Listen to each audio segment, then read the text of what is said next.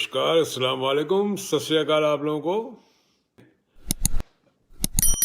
बहुत पोस्ट किए मैंने, समझाने की कोशिश कर रहा हूँ पिछले 6 साल से। सत्य ही धर्म है। जहाँ सत्य नहीं है वो धर्म हो नहीं सकता। और जो लोग सत्य के रास्ते पे नहीं है वो ढोंगी होते हैं, चाहे वो कोई भी हो, चाहे वो हिंदू हो, मुसलमान हो, सिख हो, ईसाई हो। जो सत्य के रास्ते पे नहीं है वो ढोंगी है। आप कितनी बारी पूजा कर लो, कितनी बारी नमाज पढ़ लो, मगर अगर सत्य के रास्ते पे नहीं हो तो आप ढोंगी हो। बड़ी सीधी सीधी बात है। खैर, मैं तो 2014 अक्टूबर से बोलता आ रहा हूँ। कई लोग आए, मैं बहुत लोगों की बातें सुनता हूँ, बहुत लोगों के डिबेट सुनता हूँ, कई लोगों के विचार सुनता हूँ, मगर एक विचार मैंने अभी तक सुना नहीं है अपने देश में। ये जो सरकार है ना, इन्होंने कोई ईवीएम पे या किसी जाति पे, किसी जात पे कब्जा नहीं किया है। इन लोगों ने धर्म पे कब्जा किया है। अब आप देखिए कि 80% अपने देश में हिंदू हैं। उस 80% में मेरे हिसाब से आज की तारीख में 75% दर दर की ठोकरें, दो रोटी कमाने की जद्दोजहद में लगे रहते हैं। सबसे ज्यादा इमोशनल अत्याचार कहाँ हो सकता है? वो होता है धर्म पे। तो इन लोगों ने धर्म पे कब्जा किया। धर्म पे जैसे ही कब्जा किया है तो इनको सहानुभूति मिली, क्योंकि जो जो अनसक्सेसफुल है अपनी लाइफ में, जो लोग दर दर की ठोकरें खा रहे हैं 2014 से पहले और आज तक, उन लोगों को ऐसा लगा कि धर्म की आड़ में कि कुछ बहुत बड़ा कारनामा कर देगी सरकार। नहीं, धर्म की आड़ में सिर्फ एक ही कारनामा होता है, वो है चुनाव जीतना। बाकी कुछ दिखाने को है नहीं। तो जब तक इन लोगों का कब्जा नहीं छुड़वाओगे ना धर्म से, जब तक आप लोगों को किसी भी मुश्किल, जो भी मुश्किल स्थिति आती है आप लोगों की, उससे आप लोगों को निजात नहीं मिलने वाली। जो भी है आज की तारीख में, चाहे आप देख लीजिए बगदादी ने क्या किया।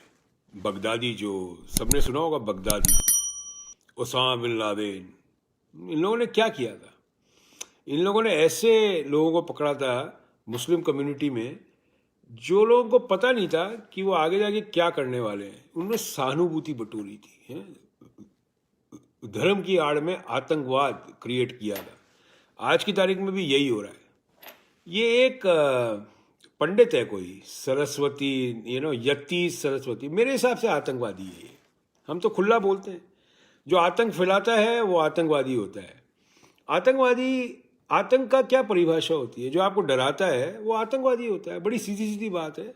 ये थोड़ी ना कि कमर में बम बांधे और वो आतंकवादी हो गया। जो आपको डराएगा वो आतंकवादी है। बड़ी सीधी है ना कैलकुलेशन।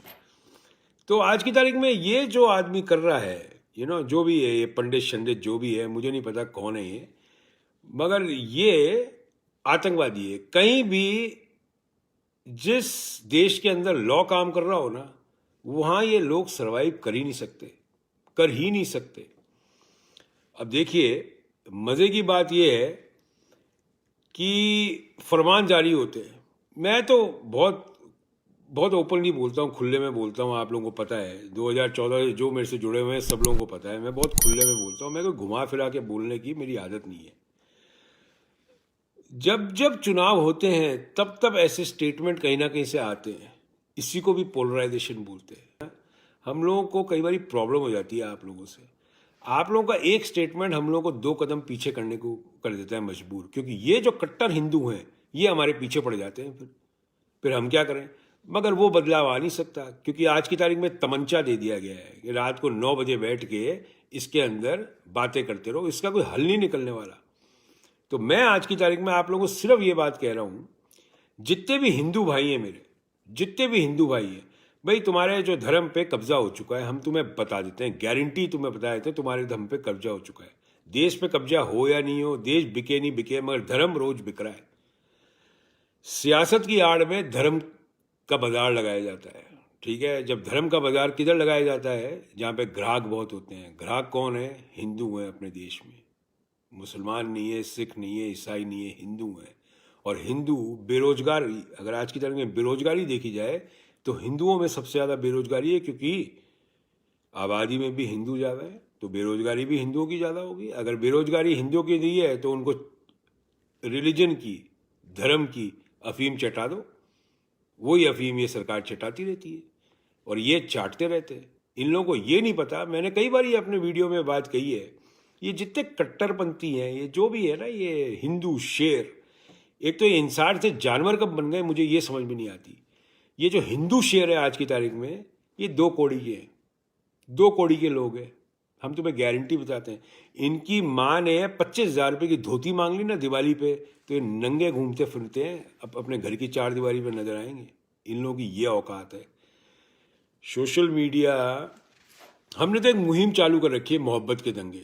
2015 में शुरू कर दी थी हमने मोहब्बत के दंगे। दंगे करो तो मोहब्बत के करो, हम तो शुरू से ही बोलते हैं भाई, तुम आए अकेले जाओगे अकेले, तुम काहे को उछल कूद मचा रहे हो बंदरों की तरह। हम तो सीधा बात करते हैं ना, अपनी पढ़ाई लिखाई में ध्यान दो, अपने धंधे में ध्यान दो, वो करोगे तो देश आगे बढ़ेगा।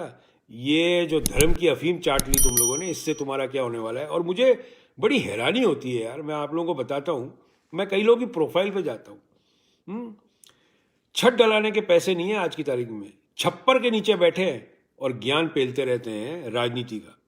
हम लोगों से, जो हम उस जमाने के हैं जब राजस्थान में हरिदेव जोशी, शिवशरण माथुर और हीरालाल सीएम हुआ करते थे, उस जमाने के, जो आज के नेता तो पैदा भी नहीं हुए थे, हम उस जमाने से राजनीति समझ रहे हैं।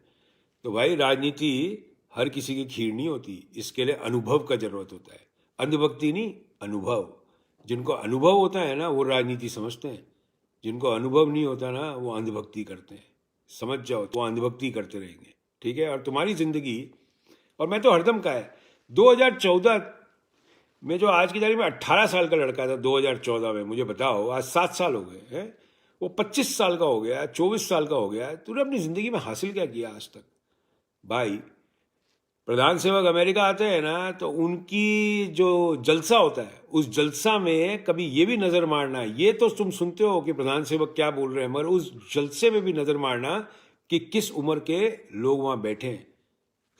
80% लोग जो होते हैं ना, 25 साल से लेकर 40 साल के बीच में जलसे में होते हैं, वो सारे सक्षम लोग हैं, क्योंकि अंधभक्ति नहीं करी उन लोगों ने। तुम अपने पाँव पे कुल्हाड़ी मार रहे हो, मैं तुम्हें बोलते आ रहा हूँ, कोई भी सरकार हो, इससे कोई लेना देना नहीं, मगर जब धर्म पे कब्जा होने लग जाए तो इसका मतलब समझ जाना कि देश को एक तरह, हम सीधी सीधी बात करते हैं यार, घुमा फिरा के बात करने की बात नहीं है। देश जिसको आओ अपनी सियासत चमकाता है और चल निकलता है, बड़ी सीधी बात है। और तुम लोग जो कि अंधभक्त बन बैठे हो, किसी भी सरकार के हो, लेना देना नहीं है, ठीक है। तुम लोग वो जो है ना कोठा, सियासती कोठे के नीचे दरबान बैठे हुए हो, तुम और कुछ नहीं हो, तुम्हारा कुछ नहीं होने वाला, हम तुम्हें गारंटी बताते हैं। तुम लोगों को अंदाजा भी नहीं है भाई, तुम लोगों में से 80% जो अंधभक्त मेरी बात सुन रहे ना, सुनो, तुम में से 80% लोग तो बंबई तक नहीं गए हो। तुम क्या जानते हो यार आज की तारीख में? क्या है तुम्हारा, क्या अनुभव, क्या है तुम्हारी जिंदगी में? कुछ नहीं है। 30-30 साल के तुम लौंडे लपाटे हो गए हो, बाप दादा की बनाए हुए घर के नीचे बैठे हुए हो, शर्म नहीं आती? खुद की अपनी छत नहीं डाल सके और तुम ज्ञान पेलते हो, वो भी राजनीति का ज्ञान पेलते हो। हिंदू शेर बन बैठे, हिंदू रक्षक बन बैठे।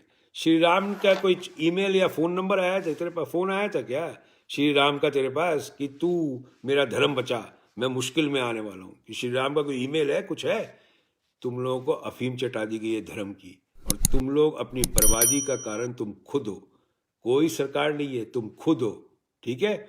मैं कितनी गाली बकनी है, कुछ भी बकनी है, कुछ भी करो, मुझे 6 साल में कितने ही आए और कितने ही चले गए तुम्हारी तरह, मुझे कोई फर्क नहीं पड़ता। मैं बताऊं क्यों? क्योंकि मेरे बाप ने ना 3 जंग लड़ी थी, 3, 62, 65, 71। वो किसी हिंदू और मुसलमान के लिए लड़ी थी, वो भारत के लिए लड़ी थी, और हम भी भारत के लिए लड़ते हैं। हमें कोई हिंदू मुसलमान से लेना देना नहीं, हर कौम में गलत आदमी बैठा है। मैं तो शुरू में कैलकुलेशन कर दी है, 20% हर कौम में गलत लोग बैठे हैं, और ये 20% जो है ना, यही वोट बैंक बन बैठे हैं, यही अंधभक्त है। उसी तरह आएंगे जिस तरह भाजपा के अंधभक्त हैं।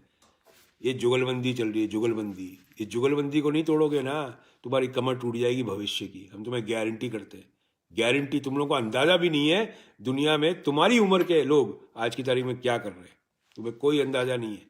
हम तुम्हें सिर्फ रास्ता दिखा रहे हैं, चलना तुम्हारा काम है, ठीक है ना।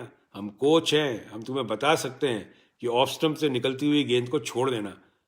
हम खेलने नहीं जाएंगे, बैटिंग तुम्हें ही करनी पड़ेगी। हमारी तो उम्र हो गई भाई, हमारे हमारे तो बच्चों की कम की उम्र के लौंडे लपाटे हमारे को माँ बहन की गालियां बकते हैं। हमारे बच्चों से कम की उम्र के लोग 22-23 साल के लौंडे लपाटे माँ बहन की गालियां बकते हैं। तुमने अपने माँ बाप के दिए हुए संस्कारों की ऐसी धज्जियां उड़ाई है ना, ये अफीम चाट के, कि तुम सोच भी नहीं सकते। अब मैं तो ओपनली बोलता हूँ, ओपन, आज की तारीख में अगर तुम 2 लाख रुपए कम कमाते हो, 2 लाख रुपए कम, महीना कम कमाते हो ना, गारंटी करता हूं तुम्हारे माँ बाप वृद्ध आश्रम में दिखेंगे और तुम्हारे बच्चे किसी मंदिर या मस्जिद के परिसर में भीख मांगते हुए नजर आएंगे। लिख के रख लो, क्योंकि तुम लोगों को पता नहीं है कि दुनिया कहां से कहां और कितनी स्पीड से निकल रही है। तुम लोग कोई आइडिया नहीं है, तुम लोग इसी टेक्नोलॉजी में लगे हो, बस ये सोशल मीडिया की टेक्नोलॉजी में तुम लोगों को कोई आइडिया ही नहीं है।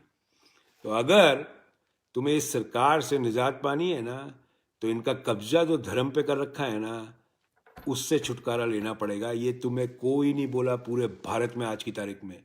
2014 से पहले सब अपना राग अलाप रहे हैं, सब अपना राग अलाप रहे हैं, मगर ये नहीं समझ रहे हैं कि जो इन्होंने धर्म की दुकान लगाई है वो ही इनकी जीत है और कुछ नहीं है। कितने उल्टे सीधे काम हो रहे हैं आज की तारीख में देश के अंदर है, फिर भी जीत जाते हैं। मालूम है क्यों? क्योंकि धर्म की अफीम चटाई हुई है भाई। आदमी को नंगा भी कर दोगे ना और उसको बोलोगे कि धर्म श्री राम बोलोगे और ये सब करोगे, तो आदमी को भी लगता है कि उसने सूट पहन रखा है, उसको ये नहीं पता है वो नंगा है।